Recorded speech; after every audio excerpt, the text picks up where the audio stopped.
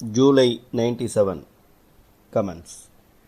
Speaking at the conference of All India Fleet Owners Association, the chairperson said, "Ladies and gentlemen, I am really grateful to the organizers of this conference for having given me this wonderful opportunity of being in the midst of you all on this pleasant evening at the historically important city of Tanjavur. If I start talking about the fame and glory of Tanjavur's cultural heritage, it will take days to complete my speech. Therefore, I confine by saying that the association has chosen the right place to have this conference, where the Cholas had been the pioneers in conducting many such conferences in ancient days. Coming to the subject, I first of all want to thank this association members for their utmost cooperation during the last year in concluding the strike sponsored by various fleet owners.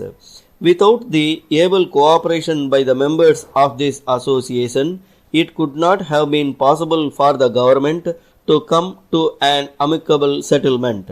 Thereby, normal livelihood to thousands of load carriers had been restored. Crores of rupees of further loss to business community and the government could be avoided. I think it is not out of place if I say a few words here to our members on their duty to the nation.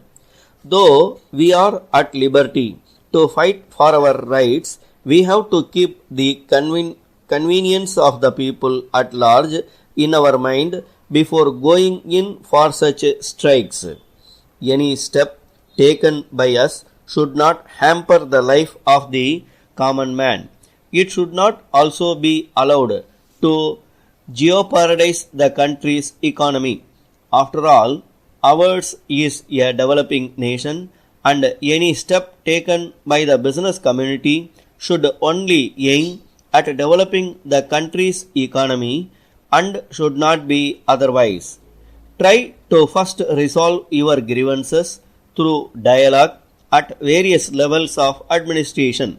The dialogue should center round your interest as well as the interest of the common man.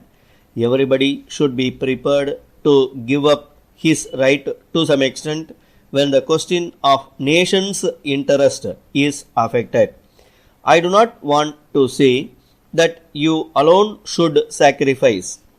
I wish you to be the model for other associations in protecting the nation's interest.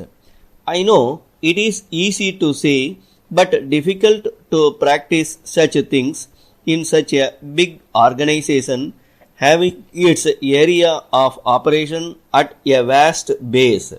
If I remember correct, this association was first organized to fix a uniform rate of freight charge to all fleet running throughout the country owned by various persons. But while fixing a uniform freight charge, difference had to be shown depending upon the distance to be travelled, the type of vehicle carrying the load, different rates of taxes to be paid at various points, etc. But I have to bring to your notice at this juncture one sorry state of affairs.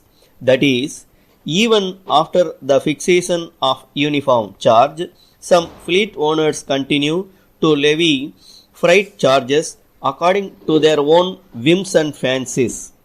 This is contrary to the principles of this association, and your association is the most appropriate forum to take up this matter with the concerned fleet owners and ensure uniformity in the rates.